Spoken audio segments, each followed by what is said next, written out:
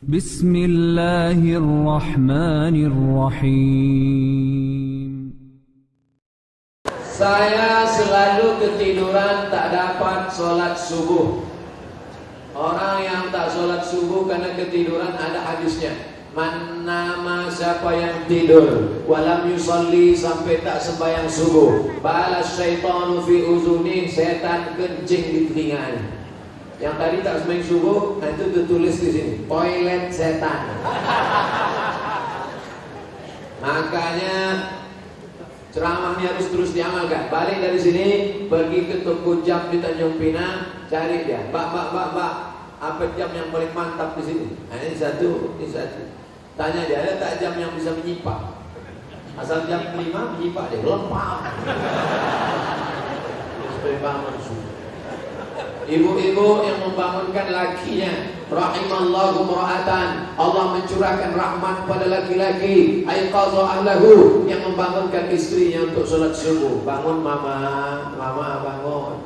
Kan tweet bangun. Jaga-jaga dulu. Sudah dibangunkan baik-baik, tak juga berjaga. Bangun ibu. Tapi sekarang tak jelas lagi dunia ini, Ustaz. Tak siapa yang membangunkan, tak siapa yang dibangunkan. Ibu itu pula yang membawa air setimba. Bangun. Yang aslinya kalianlah laki-laki yang membangunkan perempuan. Tak satu dua perempuan mengadu melapor, Ustaz, kusangka dulu kalau nikah sama dia aku bahagia. Dia PNS golongan 4A, gajinya banyak, tunjangannya hebat, rumahnya besar, mobilnya mewah. Ternyata setelah nikah sama dia menderita, Ustaz, macam tidur sama babi hutan.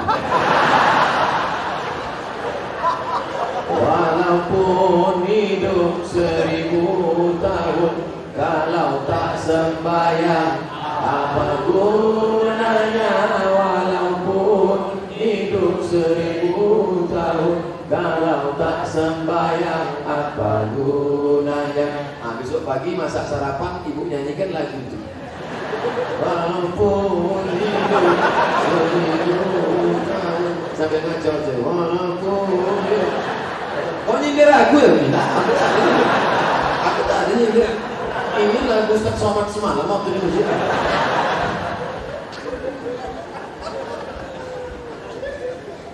Ustaz, apa sah laki-laki sholat di rumah tapi tak di masjid?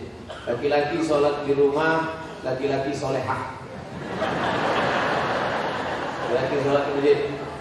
Ini masjid kota Tanjung Pinang dibangun tapi tidak sesuai lagi dengan kota. Tidak sempat lagi bisa dilebarkan. Parkir sudah sulit, masyarakat tertampung lagi. Makanya mesti dibangun nanti di lokasi yang baru, masjid yang lebih besar lagi. Amin. Yang ini tetap ramai, yang sana tetap ramai. Tengoklah, tak muat lagi orang sholat. Orang Tanjung Pinang ini kaya-kaya, tiang masjidnya emas.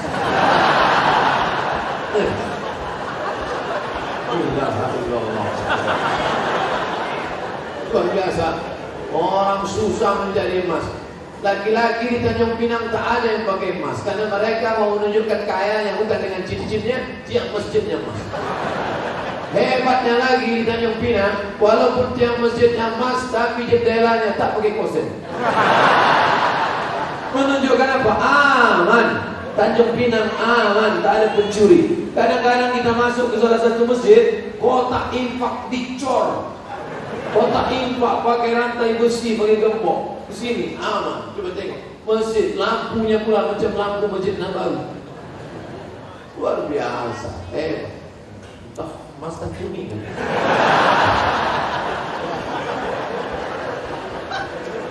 Apa maksud saya? Nikmat yang sudah besar ini maka dibalas dengan sholat berjamaah. Tapi rasanya mengajak orang Tanjung Pinang sholat berjamaah mubazir. Karena sholat berjamaah di Tanjung Pinang, coba tengok, melimpah ruah sampai tak muat keluar-keluar. Tengok, itu yang di luar-luar yang berdiri itu juga dapat pahala sholat berjamaah. Kalau sholat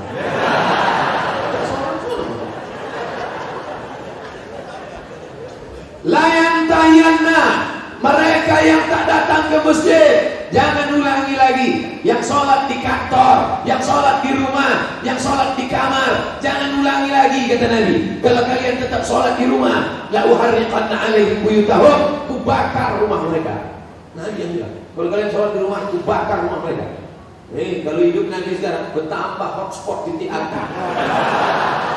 Lagi banyak rumah yang dibakar Nabi, berasap lagi.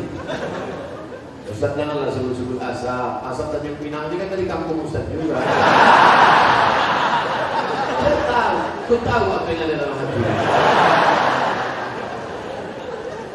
Sebelumnya dari malam saya niat sholat subuh, tapi saya bangunnya jam 6 pagi waktu setempat. Apakah masih boleh sholat? Ini bukan menanya, menawar.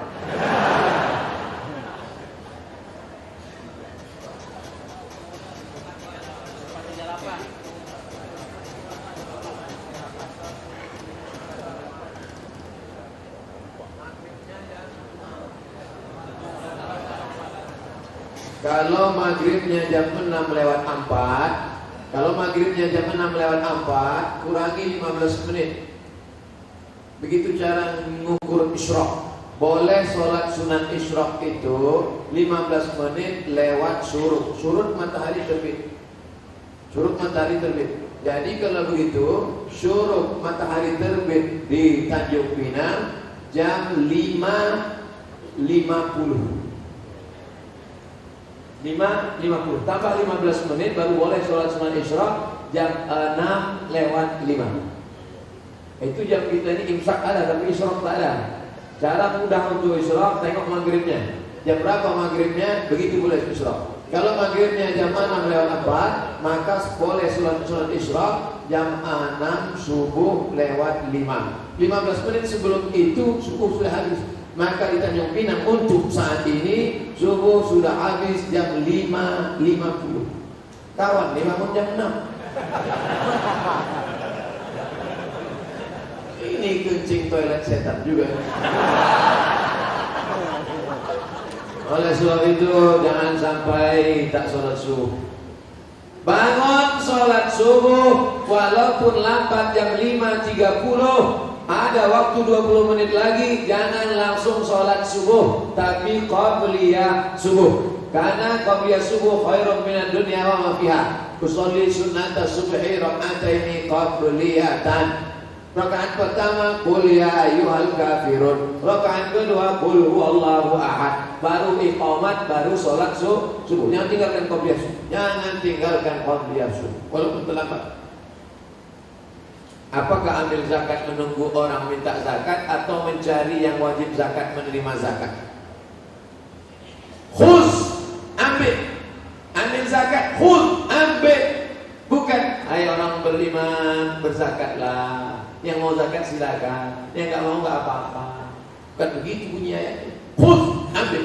Makanya yang punya jabatan kekuasaan buatkan perda, peraturan daerah, bayar zakat, PNS, ASN, perusahaan, BUMN bayar zakat, ke Basnas yang tak mau bayar zakat teken materi 6.000 siap dipindahkan ke sejauh mata memandang. Bisa atau tak bisa? Sudah ketepawar, sudah diterapkan. Langsung zakat potong atas. Abdul Somad jadi tim sosialisasi zakat provinsi 5 tahun. Bayarlah zakat, bayarlah zakat. Tak takut orang. Tak ada jabatan, tak ada kekuasaan. Tapi begitu bupati tanda tangan, perda bayar zakat langsung 10 miliar. Selama saya ceramah, yang paling besar zakatnya Aceh Barat, Meulabu, 15 miliar kabupaten. 15 M. Pas saya ceramah sana, saya tak tahu. Saya pun ceramah di kampung saya di Riau ada kabupaten 10 miliar. Mereka senyum-senyum. Pas makan, berapa tadi Ustaz? 10 saya. Kami 15. Hormati saya Abdul Somad akan datang kalau mau ceramah tanya dulu. Pastikan kita lebih besar. Maka saya ingat betul mau labuh itu 15 M dulu 4 tahun yang lalu. Sekarang lebih besar lagi. Bagaimana cara menegur khotib yang lupa rukun khutbah? Kasih tahu, Pak Khotib lupa rukun khutbah 5. Semua laki-laki di sini wajib bisa khutbah. Karena mana tahu nanti pergi ke pulau, kebetulan ditugaskan Pak Wali pergi ke pulau. Sampai di pulau ada sholat Jumat. Apa kata pengurus masjid? Hari ini Jumat tidak jadi karena nggak ada khotib. Karena khotib mencret, karena khotib demam. Maka PNS yang datang tadi berdiri, saya bisa jadi khotib. 5 rukun khutbah. Naik ke atas mimbar, alhamdulillah, wassalatu wassalamu ala rasulillah. Ya ayyuhalladzina amanu taqullah, usikum wa nafsi bitaqwallah. Allahumma fil muslimina wal muslimat. Duduk. Habis itu tegak lagi. Alhamdulillah. Allahumma shalli ala sayyidina Muhammad. Ya ayyuhalladzina amanu taqullah, usikum wa nafsi bitaqwallah. Allahumma fil muslimina wal muslimat. Dah, Omar. Rukun khutbah cuma 5. Alhamdulillah, sholawat, ayat, wasiat takwa, doa. Alhamdulillah, sholawat, ayat, wasiat takwa, doa. Selesai sholat, Bapak dari mana? PNS Tanjung Pinang. Kok pendek kali rukunnya? Aku masih syukur bisa, kok tak bisa?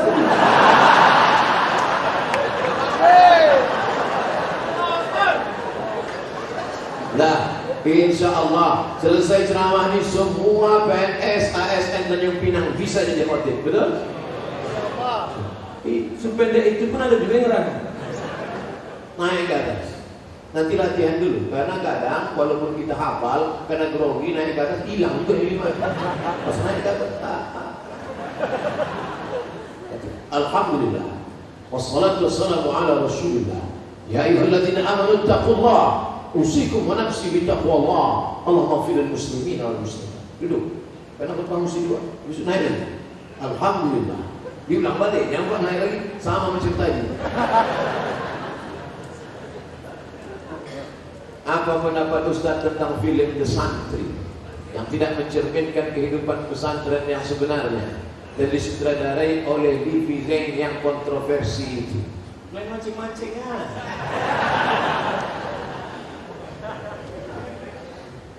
Udah banyak komentar lah.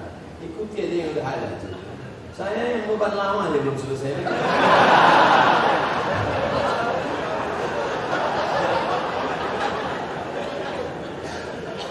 Haram hukumnya masuk ke rumah ibadah orang lain. Haram. Saya tidak nonton film ini sampai habis. Baru menengok trailernya. Tapi di dalam itu yang bisa saya komentari, pertama masuk ke rumah ibadah. Karena Nabi tak mau masuk ke dalam tempat fihi surah wa tamathil. Kalau di dalam itu ada patung berhala. Maka dalam Islam mazhab Syafi'i mengharamkan masuk ke dalam rumah ibadah di dalamnya ada berhala. Mazhab Syafi'i. Kita pakai mazhab apa? 2. Tentang masalah laki-laki perempuan berdua-duaan tak mahram. Alam-alam. La yakhluwanna rajulun ma'a imra'atin illa ma'a dhi mahramin. Oleh sebab itu maka kita jaga anak cucu kita dari perbuatan-perbuatan maksiat. Bahwa ada misi-misi sesuatu di balik ini semua, wallahu a'lam bishawab. Kita akan diminta tanggung jawab di hadapan Allah Subhanahu wa taala.